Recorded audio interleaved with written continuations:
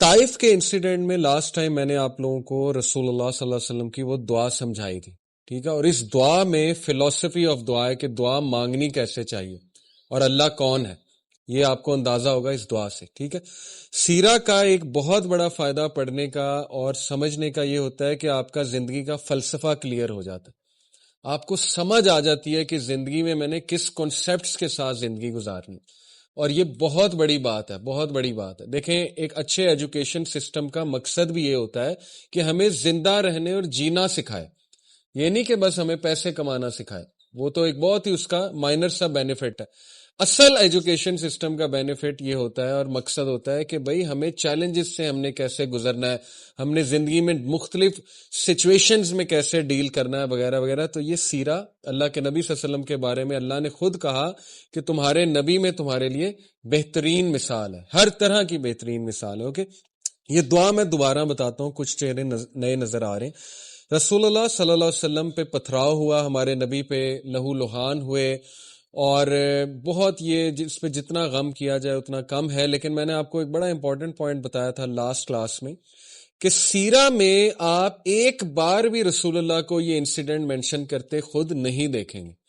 اس سے کیا ثابت ہوتا ہے کہ ہمارے نبی صلی اللہ علیہ وسلم اللہ سے ایمپتھی لیتے تھے، لوگوں سے نہیں۔ سمپتھی لینی ہے تو اللہ سے لیں۔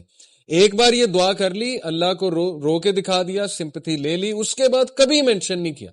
صرف تب مینشن کیا جب حضرت عائشہ نے خود پوچھا کہ آپ پہ سب سے ہیوی انسیڈنٹ کون سا تھا؟ کیا احد کا تھا؟ جو احد کی شکست تو نہیں کہیں گے، احد میں جو بھی حادثات ہوئے اس کے بعد تو نبی صلی اللہ علیہ وسلم نے پھر مینشن کیا کہ عائشہ تمہارے لوگوں نے مجھے بہت دکھ دیا تھا، یعنی طائف کے لوگوں نے۔ لیکن تب بھی کوئی ایسا سینٹینس نہیں کہا جس سے سمپتھی لینا جو ہے وہ واضح ہو رہا ہو۔ اس میں بڑا امپورٹنٹ پوائنٹ ہے کہ دیکھیں، مسلمان سٹرونگ ہوتا ہے، سمپتھی اللہ سے لینی ہے ہم نے۔ ہوتا کیا ہے، لوگوں سے آپ بہت سمپتھی لیں گے نا، ایک ٹائم آئے گا لوگ آپ کے بارے میں مائنڈ میں رکھ لیں گے، یار یہ تو ویک سا ہے، ایم ہی ہے، ٹھیک ہے نا۔ آلدو اچھے لوگوں سے شیئر کرنا کوئی حرج نہیں، سنسیئر لوگ ہوتے ہیں، اچھے لوگ ہوتے ہیں، لیکن اگر آپ نے ٹرولی اسٹرانگ بننا ہے اللہ کے آگے روئیں۔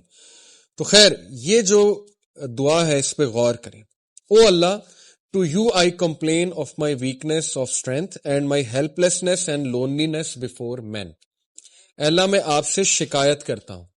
سب سے پہلی بات کہ اتنا اللہ کے ساتھ ایفیلیشن، اتنا کلوز ریلیشن، اتنا بھروسہ، اتنا کانفیڈنس کہ اللہ کو اپنا دل کھول کے دے دیا۔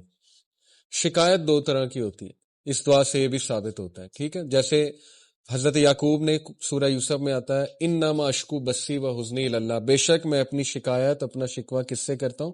اللہ سے۔ شکایت یہ جو پہلی والی ہے نا، یہ تو جائز ہے۔ یہ کون سی والی شکایت ہے؟ اور یہ ایسنس آف توحید ہے ایکچولی، ٹھیک ہے، کہ آپ کمپلین کرتے ہیں اللہ تعالیٰ سے کہ اللہ میں بے بس ہو چکا ہوں اور آپ کی مرسی، آپ کی ہیلپ کے بغیر میں کچھ بھی نہیں۔ اور اس میں پتہ ہے کون سا والا ایلیمنٹ ہے؟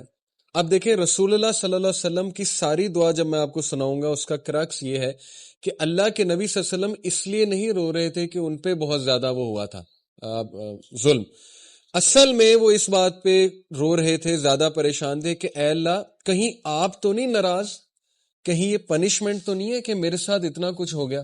یہ اصل میں اس کا جو ہے نا ماخذ ہے۔ یعنی آپ سوچیں کس لیول پہ اللہ کے نبی صلی اللہ علیہ وسلم کا ویژن اور اللہ سے تعلق تھا کہ اللہ یہ ہوا ہے میرے ساتھ تو مجھے سمجھ نہیں لگ رہی، کہیں آپ کی ناراضگی تو نہیں ہے، کہیں مجھ سے کوئی خطا تو نہیں ہو گئی، مجھ سے کوئی غلطی تو نہیں ہو گئی۔ اس طرح کی بات کرنا، ٹھیک ہے نا، اور اللہ کے سامنے دل کھول دینا، یہ تو ایسنس آف توحید ہے۔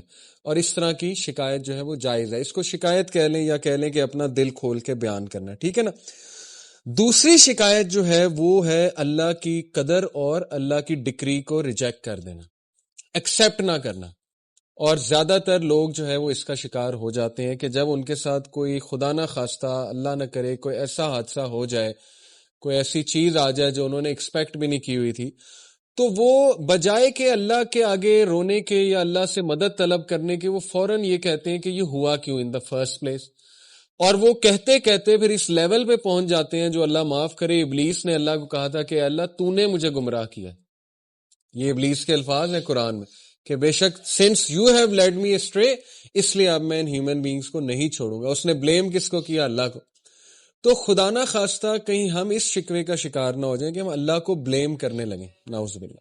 کہ یہ اللہ کی وجہ، اللہ نے کیوں میرے ساتھ ایسے کیا. ٹھیک ہے نا. انسان ہے، نکل بھی سکتے ہیں ایسے الفاظ، لیکن یہ کہ توبہ کر لی جائے، فوراً سے ریٹرن ہو جائیں، فوراً سے جو ہے وہ اللہ تعالیٰ کے بارے میں پازیٹیو ہو جائیں. تو یہ ایسے لوگ اللہ کو بہت پسند ہیں. ٹھیک ہے. تو پہلی بات یہ شکووں کے بارے میں، دو طرح کے شکوے میں نے آپ کو بتائے. ان میں سے ایک ناجائز ہے کہ تقدیر کو چیلنج کر دینا، اللہ کی ڈکری کو ریجیکٹ کر دینا کہ نہیں یہ ہوا کیوں. جیسے کچھ لوگ ان کے فادر کی ڈیتھ ہو گئی، مدر کی ڈیتھ ہو گئی، ایکسیپٹ ہی نہیں کیا، دین سے بھی دور ہو گئے، نمازیں پڑھنا چھوڑ دی کہ نہیں یہ ہوا کیوں. تو خیر اٹس ویری ڈیفیکلٹ، لیکن یہ کہ اسٹرینتھ پکڑیں. ہمارے نبی کو بہت غم آئے ہیں، بہت دکھ آئے ہیں، ان سے اسٹرینتھ پکڑیں. اگر غم دکھ کوئی بری چیز ہوتی تو انبیاء کو نہ آتا. اس کا مقصد ہے. ٹھیک ہے نا.